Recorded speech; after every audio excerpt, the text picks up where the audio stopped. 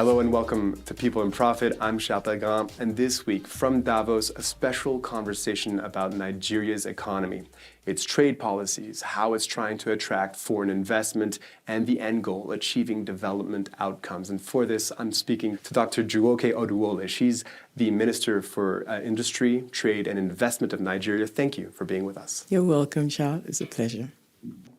I want to start, we're here in Davos, and all the conversations have been about what's happened in the United States, about that change of leadership with Donald Trump and his particular view of global trade, protectionism, trade barriers, all of that. The United States is a key export market for Nigeria's oil and gas. How do you expect this change in Washington to affect Nigeria? The United States has been a long strategic trade partner for Nigeria. We don't really expect a major difference. We expect to listen, to watch the body language, and to see the key appointments in terms of trade and commerce. But really, we've had good relations, and we expect that to continue. And there's a key priority as well for Nigeria's trade policy. It has to do with diversification. A lot of your exports currently are oil and gas, primary resources. But it's a goal of your administration and the previous ones as well to diversify that, to have more manufactured goods, agricultural goods be exported to foreign markets. In 2023, manufactured goods represented, I think, just under 3% of exports. How do you increase that? So you're right. This is a big priority for us. We're working on investment retention. A lot of the manufacturers have told us what they need in terms of business climate review, and we've been working on that for a number of years, giving them what they need. Also in terms of investment attraction, because we need investment attraction to be able to double up for exports. So it's investments for exports. In terms of priority sectors, agriculture is a big one. We want agribusiness, we want market access into other markets like the EU. And we've invited, just at the end of last year, as you know, we were in France and speaking to the French business community to come and farm in Nigeria and to take those goods, those especially agricultural goods, back into the EU market. They'll also have the opportunity of the African Continental Free Trade Area, which is 1.4 billion people as a market. And so really coming to whether it's in our free trade zones or just coming to manufacture in Nigeria would be welcome. And it will be a good and profitable endeavor for foreign investment. You also mentioned the African Continental Free Trade Agreement area. It was signed in 2018. And now almost 7 years. The idea is, well, it's not just diversifying the kinds of exports that Nigeria has, it's also diversifying the export markets. And that was signed to increase intra-African trade. Where are we at 7 years on from signing that agreement? Is it succeeding in achieving this outcome?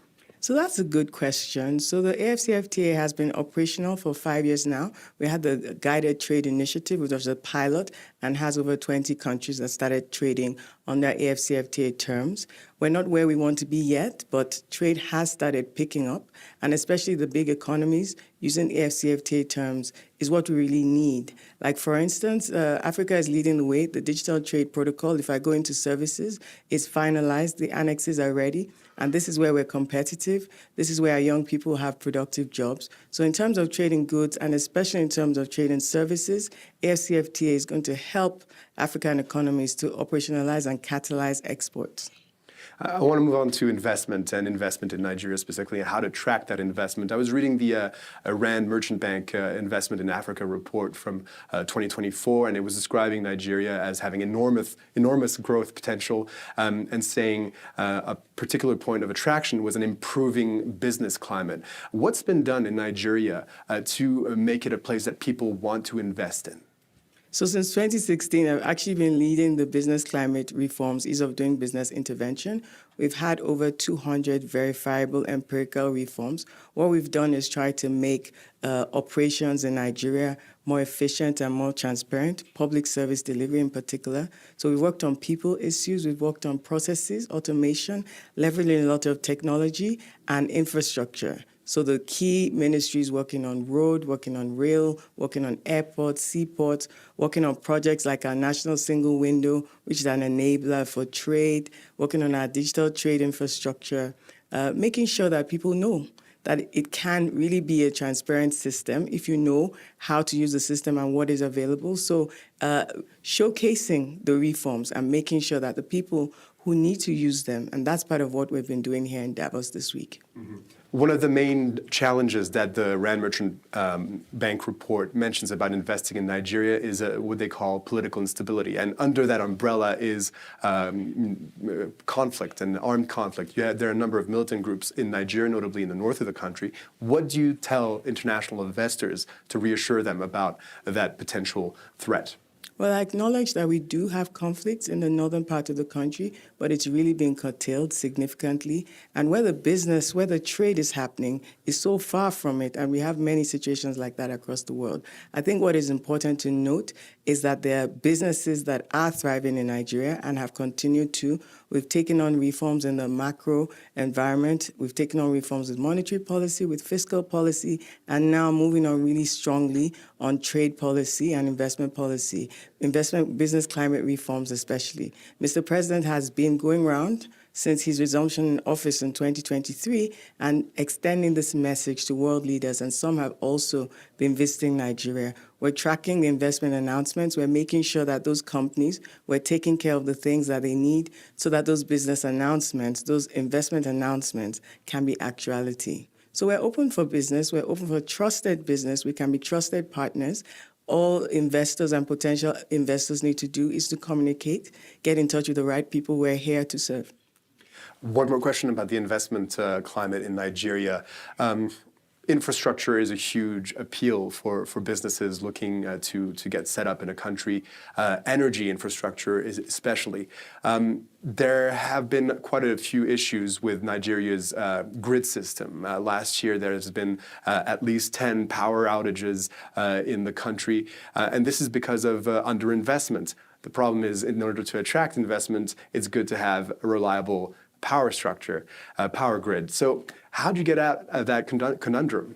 By just continuing to do the work. We have partnered with Siemens in Germany. We've partnered with several other off-grid solutions, IPPs, pockets of power for industry. And we just continue to endeavor to do the work to make sure that we have enough energy to power the economy. It's slow work, building infrastructure around the world. This is what economies everywhere face. We're determined to do it. But we continue to lean on where we're competitive, the area of services. The Nigerian GDP is already leading on services, as is the rest of the world. Services is really taking on a dominant role, and our youth are competitive in fintech.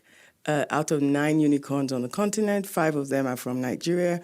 Whether it's financial services, we've exported services, the creative sector. So we play where we're competitive. This is where outsourcing of business services to Nigerian youth, where they can have productive jobs right from working in Nigeria, and service is an English-speaking population, entrepreneurial, good time zone. So we have a lot of things going for the economy. For manufacturing, we continue to put in the hard work that is needed to grow the economy in that space. And Nigeria's population and youthful population is obviously a huge argument as well. The end goal of all this, when we're talking about trade policy, when we're talking about investment, is to achieve development outcomes, is for people to have better healthcare, better professional opportunities, better housing, better education. How do you make sure that the benefits of the trade policies that you implement, of foreign investments, flow into these areas? Fiscal discipline and coordination. For instance, the Ministry of Health has a manufacturing. We work with them to make sure that manufacturing for health is implemented. So we're using business to catalyze impact, socially impactful investment. So I was speaking earlier this week here at Davos, and I was saying that we do want businesses to come in and make profit. It's very profitable, making money in Nigeria. The skills are there, the market is there. We also know that if you want to make social impact, Nigeria and Africa as a whole is a good place. There's no how you're doing your business model. You're affecting millions of lives in Nigeria, over 200 million people. And it's also a great place to focus on the planet for sustainability. So we have the arable land, we have a lot of things mixed into that demographic that can really be a win-win for everyone. Dr. Jumoke Oduwole, you are Nigeria's Minister of Industry, Trade and Investment. Thank you so much for speaking with us. You're welcome. Thank you, Charles. It was a pleasure. That's all for this week. Please do stay tuned to France 24. And if you want to watch more People in Profit, you can go on France24.com. That's it for me. Bye.